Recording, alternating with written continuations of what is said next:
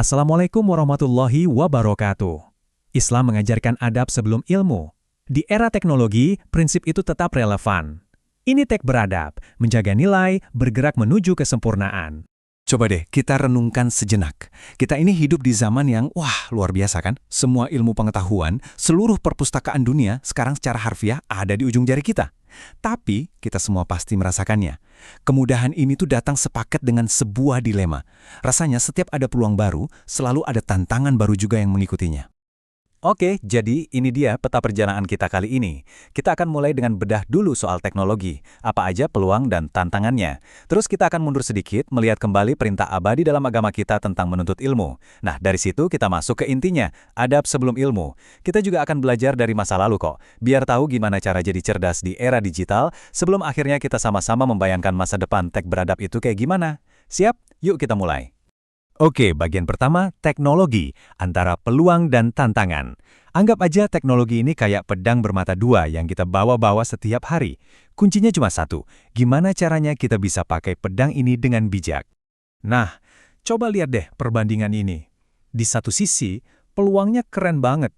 Akses ilmu jadi super gampang, metode belajar makin interaktif, bahkan kita bisa ngobrol langsung sama pakar di belahan dunia lain. Tapi, di sisi lain, tantangannya juga nggak main-main. Kita kebanjiran informasi sampai bingung mana yang benar. Disinformasi di mana-mana. Dan, ini yang paling berat. Distraksi digital yang nggak ada habisnya. Terus gimana dong cara kita menghadapi dilema ini? Jawabannya sebenarnya udah ada di fondasi ajaran kita. Makanya, sekarang kita masuk ke bagian kedua. Perintah abadi menuntut ilmu. Ingat ya, ini bukan sekedar saran, tapi sebuah kewajiban suci.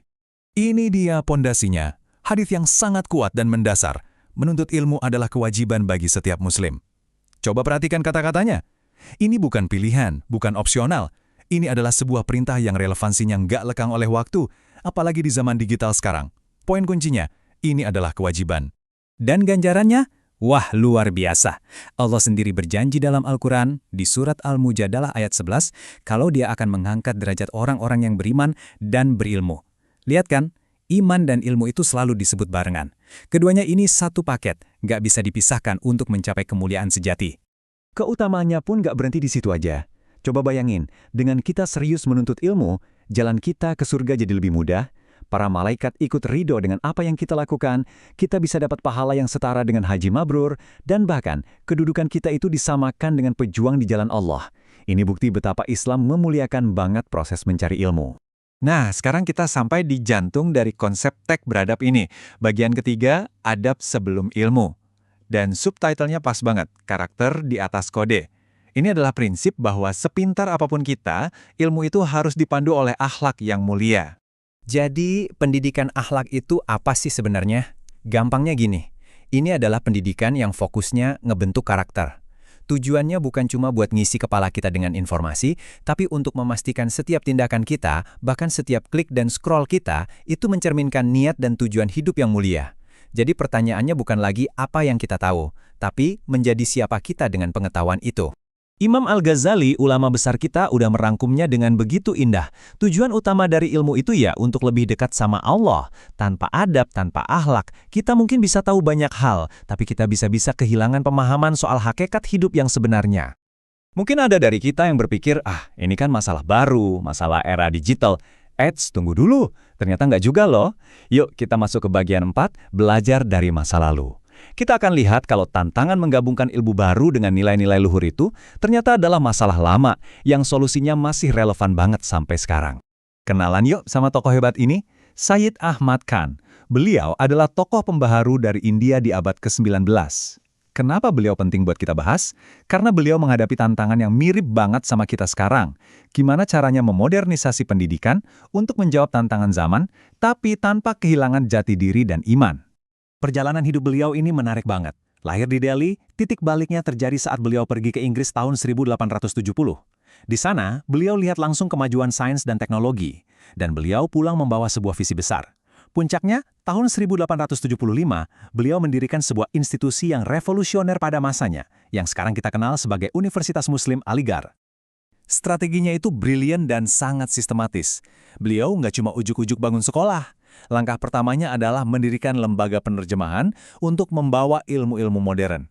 Lalu beliau buka sekolah-sekolah baru. Nah, langkah ketiga ini kuncinya. Mengintegrasikan ilmu umum dan ilmu agama. Nggak ada tuh pemisahan.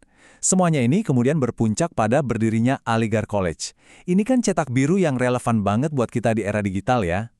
Oke, setelah belajar dari sejarah dan memahami fondasinya, sekarang pertanyaannya, gimana cara kita menerapkan ini semua di kehidupan kita sehari-hari?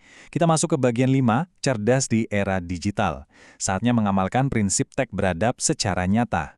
Jadi, apa aja langkah praktisnya? Pertama, kita harus kritis, cek dulu sumber informasinya, jangan langsung telan mentah-mentah. Kedua, kita harus selektif, pilih konten yang membangun, bukannya merusak. Ketiga, dan ini mungkin yang paling susah, disiplin soal waktu.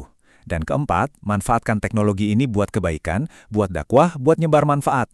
Semuanya ini, pada dasarnya, adalah pengamalan dari perintah Allah di surat Yunus, gunakan akalmu untuk berpikir. Dan ini bukan cuma teori loh, coba lihat. Ini adalah contoh nyata bagaimana teknologi dan Islam bisa berkolaborasi dengan dampak yang besar. Di bidang pendidikan, sekarang ada AI yang bantu kita belajar Al-Quran. Di bidang dakwah, media sosial jadi mimbar baru yang efektif banget. Dan dalam penelitian, kita bisa pakai data untuk memahami masalah umat dan cari solusi yang lebih pas. Ini semua sudah dan sedang terjadi. Nah, kita sudah sampai di bagian terakhir. Waktunya kita tarik benang merah dari semua ini dan melihat ke depan dengan sebuah visi yang jelas. Masa depan tech beradab. Jadi, inilah pesan utamanya. Teknologi itu pada dasarnya netral. Dia cuma alat.